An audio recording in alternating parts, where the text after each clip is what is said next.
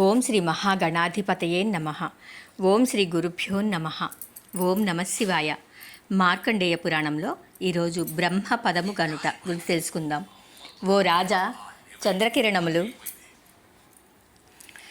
చంద్రకిరణములకు చంద్రకాంతరాయి ఉదకమును స్రవించు విధమున, సూర్యకిరణములకు సూర్యకాంతిరాయి నిప్పును గ్రక్కును విధమున యోగంబున బ్రహ్మపదము కలుగును.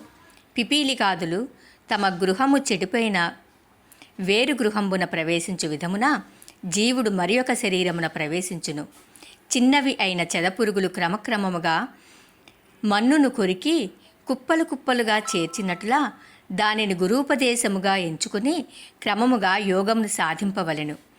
అలా సాధించిన యోగికి సులభముగా బ్రహ్మైక్యము కలుగును అని అనేక విధములుగా దత్తాత్రేయ మహాముని అలర్కునకు చెప్పగా సంతోషమును పొంది అలర్కుడు ఇలా చెప్తూ ఉన్నాడు.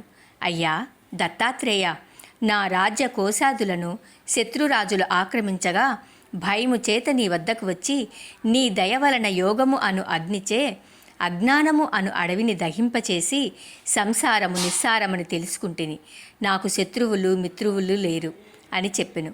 ఆ మాటలకు దత్తాత్రేయుడు సంతోషమును పొంది మమకారమున పడవద్దని చెప్పి అలర్కుని పంపించి వేసెను అని కుమారుడు వెంకటశర్మ తండ్రి అయిన శివశర్మతో చెప్పాడు. సుబాహు, అలర్క, కాశీరాజుల సంవాదం గురించి తెలుసుకుందాం. కుమారుడు చెప్తూ ఉన్నాడు. ఓ తండ్రి, అలర్కుడు దత్తాత్రేయుని వలన తత్వోపదేశమును పొంది ఆ మునికి నమస్కరించి అనుజ్ఞను పొంది తన రాజధానికి వెళ్ళి తన రాజ్యమును తీసుకొనిన కాశీరాజు వద్దకును సోదరుడైన సుబాహు వద్దకును వెళ్ళి ఇలా పలికాడు. రాజ్యకాంక్షగల ఓ రాజా, నా రాజ్యము అంతయును నీవు స్వేచ్ఛగా అనుభవింపుము. ఓ సుబాహు, నీ కోరిక ప్రకారము రాజ్యమును మీకు వదిలితిని. మీరు ఇద్దరును నా రాజ్యమును అనుభవింపుడు అని చెప్పెను. ఆ మాటలకు కాశీరాజు ఆశ్చర్యమును పొంది అలర్క, రాజులు సంగరమును చేసి రాజ్యమును పాలించుట ధర్మమయ్యుండగా నీవు రణము చేయక రాజ్యమును వదులుటకు కారణమేమి? ఇటుల రాజ్యమును వదులుట రాజ్యధర్మము కాదు. నీవు క్షత్రియ ధర్మమును ఎరుగుదువు. రాజ్యకాంక్షచే మరణ భయము వదిలి శత్రువుతో యుద్ధము చేయవలెను. కానీ నీవు వైరాగ్యం పొందుటకు కారణమేమి అని అడిగాడు. ఆ మాటలకు అలర్కుడు, ఓ రాజా, నేను యుద్ధమును చేయుటకు నిశ్చయించితిని.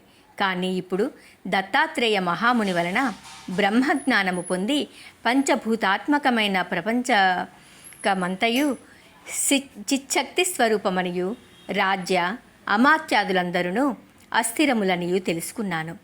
నేను బ్రహ్మయందు ఐక్యమును పొందుటకు అరణ్యమునకు పోవుచున్నాను. ఇంద్రియ నిగ్రహము కంటే అధికమగు జయము లేదు అని చెప్పాడు.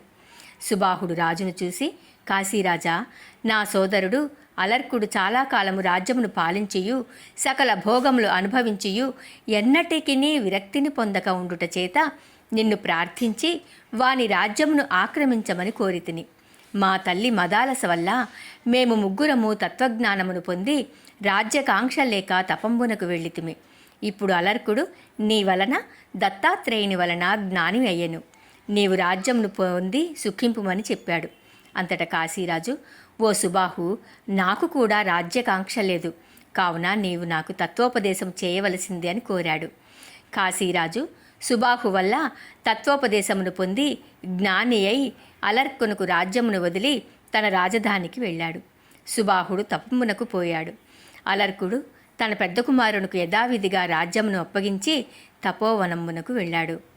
ఇది శ్రీ వేమూరి సూర్యనారాయణ సిద్ధాంతివర్య గురు కటాక్ష లబ్ధ శ్రీ రాజరాజేశ్వరీ సోమలింగేశ్వర వరప్రసాద యజుర్వేద తైత్తిరీయ శాఖాధ్వర ఆపస్తంభ సూత్ర గౌతమ గోత్ర పవిత్ర ఓలేటి వంశ పయ పారావార రాకా సుధాకర సంజీవరాయామాత్య పౌత్ర రామయామాత్య తృతీయ పుత్ర బుధజన విధేయ వెంకట లక్ష్మీ నృసింహ శర్మ ప్రణీత ఇతిహాస గ్రంథమున మార్కండేయ పురాణమును తెలుగు వచన కావ్యమున ప్రథమాశ్వాసము శ్రీ రాజరాజేశ్వరీ సోమలింగేశ్వరార్పణమస్తు.